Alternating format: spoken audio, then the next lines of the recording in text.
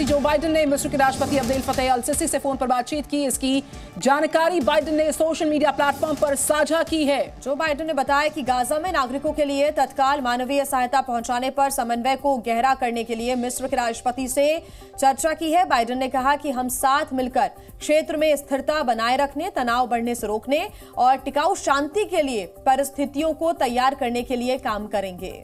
तो गाजा को मदद पर मिस्र से बात कृष्ण मोहन मिश्रा इस वक्त जुड़ रहे हैं हमारे साथ न्यूज रूम से। कृष्ण, दो बड़ी तस्वीरें हम देख पा रहे हैं। एक तो जो ब्रेकिंग न्यूज इस वक्त जी न्यूज ने बताई है कि सोशल मीडिया प्लेटफॉर्म पर बाइडेन ने बताया कि गाजा में जो मौजूदा हालात हैं और जिस तरीके से इस वॉर का 13वां दिन है, जो मिस्र के राष्ट्रपति हैं उनसे फोन पर बातचीत हुई है। साथ ही साथ बाइडेन के 8 घंटे के इजराइल के दौरे के बाद जो जमीनी कार्रवाई है हमास पर, वो तेजी के साथ उग्र होती हुई, दो इनपुट्स मिल रहे हैं।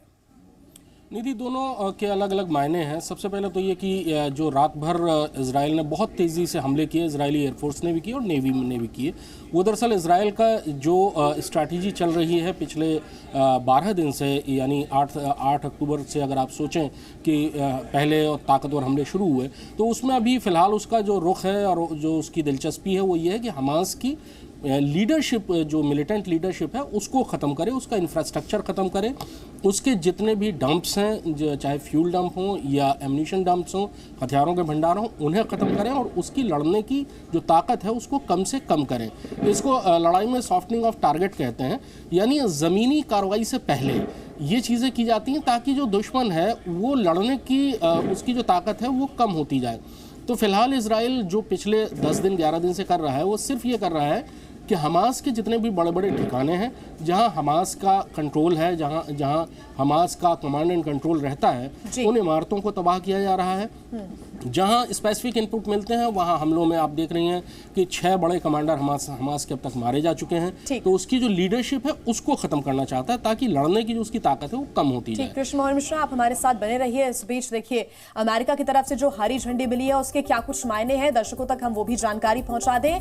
क्या गाजा पर हमले तेज हो जाएंगे, क्या इसके ये मायने निकाले जाएं, क्योंकि स्थितियां कुछ ऐसी ही नजर आ रही है।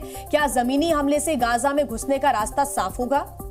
क्या हमास के खात्मे की रणनीति तैयार होगी इसकी? और इसी के साथ इजराइल को सैन्य मदद की मंजूरी की भी जानकारी। हमास के खिलाफ भीषण युद्ध की शुरुआत का एक नया दौर हम देख पाएंगे। कृष्ण, जो लोग जुड़े हैं जी न्यूज के साथ, जिस तरीके से जो बाइडेन 8 घंटे के लिए इजराइल में रहते हैं, कई मुद्दों पर मल्टीलेटरल टॉक्स यहां पर होती हैं नेतन्याहू के साथ, और जो ग्रीन सिग्नल की जानकारी आ रही है उसके कई सारे मायने नजर आ रहे हैं। मैं चाहूंगी इसके सांकेतिक मायने क्या हैं, आसान शब्दों में अगर आप स्पष्ट कर पाएं।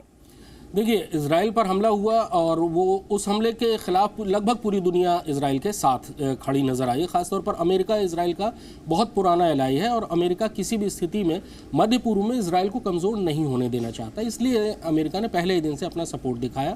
उसने अपने 2 कैरियर बैटल ग्रुप्स दरअसल 2 एयरक्राफ्ट कैरियर के इर्द गिर्द जो जहाज़ होते हैं, एयरक्राफ्ट कैरियर कभी भी अकेले नहीं जाता, उसके साथ फ्रिगेट्स होते हैं, डिस्ट्रॉयर्स होते हैं, सबमरीन होती है, एक बहुत बड़ी ताकत होती है। 8 से 10 शिप आमतौर पर रहते हैं, इसीलिए उसको कैरियर बैटल ग्रुप कहते हैं। 2 एयरक्राफ्ट कैरियर भेजे हैं, यानी 2 कैरियर बैटल ग्रुप अभी तक पूर्वी मेडिटेरियन में जा चुके हैं, आइजनहावर और जेराल्ड फोर्ड। उसके अलावा एक अभी यूएसएस माउंट व्हिटनी करके एक बड़ा शिप है जो कि कमांड एंड कंट्रोल शिप की तरह काम करता है, उसको भी पूर्वी भूमध्य सागर यानी ईस्ट मेडिटेरियन में भेज दिया है ताकि ये जो 25 से 30 एयरक्राफ्ट शिप होंगे, उनके साथ एयरक्राफ्ट होंगे, हेलीकॉप्टर्स होंगे, सबमरीन होंगी, उनको कंट्रोल किया जा सके। यानी कि एक ताकत कंसोलिडेट कर रहा है अमेरिका ईस्ट मेडिटेरियन में, ताकि अगर कोई देश इस लड़ाई में कूदता है तो फिर उस पावर बैलेंस को बनाया जा सके। ठीक, बिल्कुल, आप बने रहिए हमारे साथ। देखिए, अब जंग की 10 बड़ी बातें अपडेट्स के साथ दर्शकों तक हम पहुंचा दें। इजराइल हमास जंग का आज 13वां दिन है, 12 दिन हो चुके हैं और अब तक 4,900 से ज्यादा लोगों की मौत की जानकारी मिल चुकी है। इजराइल अब तक 1,402 नागरिकों की मौत का दावा कर चुका है, तो गाजा की तरफ से अब तक 3,488 लोगों की मौत का दावा किया जा चुका है। लेबनान में 21 नागरिकों की मौत की खबर। गाजा पर रात भर हमले रहे, हमास के अलग अलग ठिकानों पर अटैक्स जारी रहे।